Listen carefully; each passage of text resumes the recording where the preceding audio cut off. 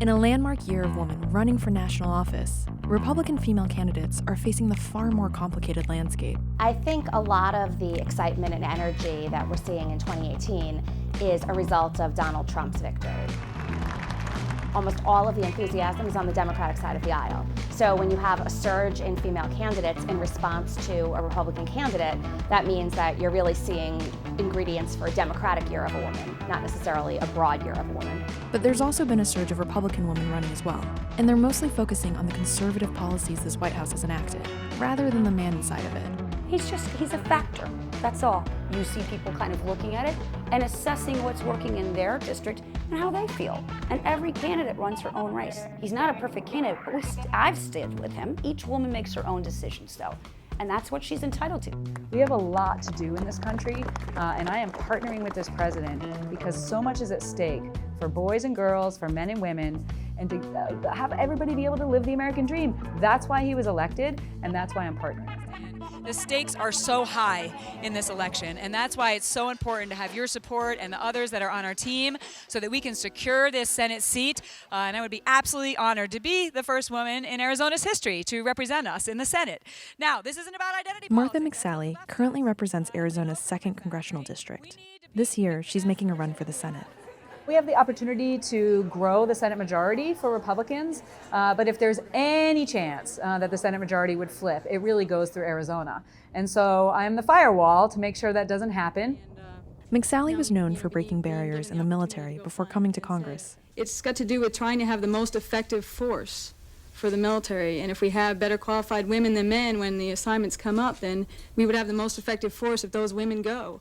She was the first American woman to fly in combat, and she sued the Department of Defense for requiring servicewomen to wear the body covering abaya when traveling off base in Saudi Arabia.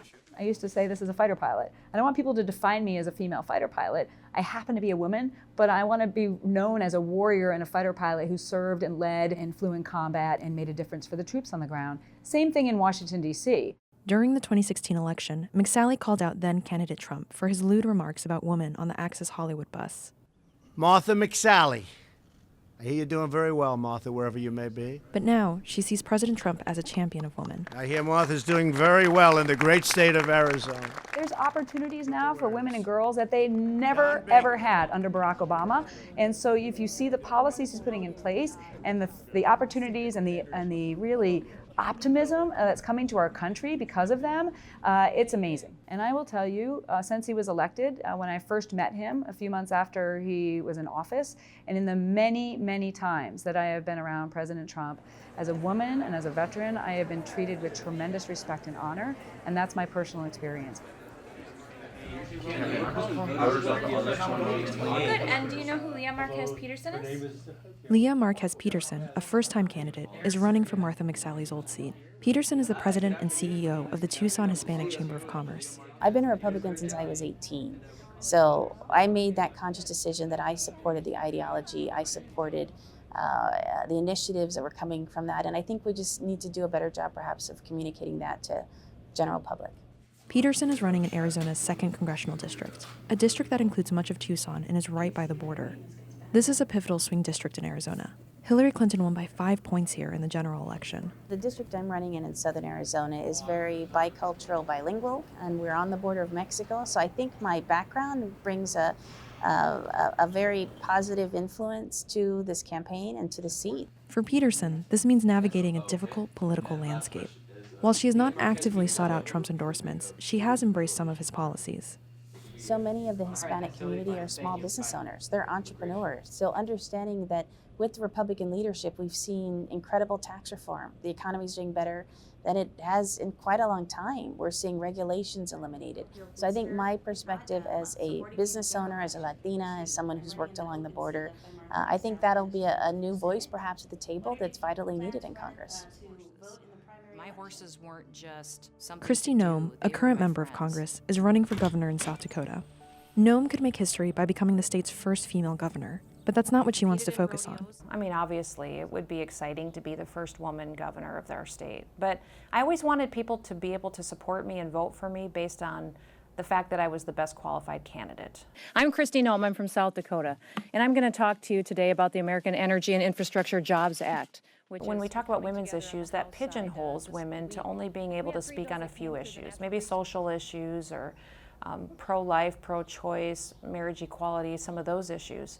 But when we do that, then we really limit that woman's ability to weigh in on other issues as well, the economy, business, taxes, regulation.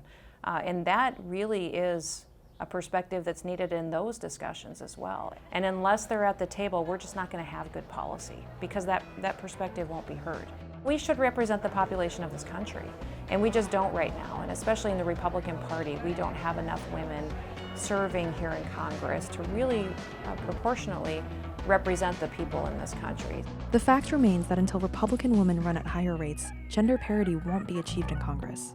On the Democratic side of the aisle, a diverse array of candidates really is something that they place a premium on. On the Republican side of the aisle, they're interested in spreading themselves as broadly as they can, identifying self-funders, identifying people with previous electoral experience, and among Republicans, that's still almost entirely white men. So until both parties are running a substantial number of female candidates, we're always going to be in a precarious situation where if it's a good year for Democrats, it will be a good year for women and we'll claim mission accomplished. And if it's a bad year for Democrats, it's a bad year for women and we'll say that the world is going to hell in a handbasket. So, until both parties are sort of playing the game, I'm not sure that we're going to be able to make substantial headway.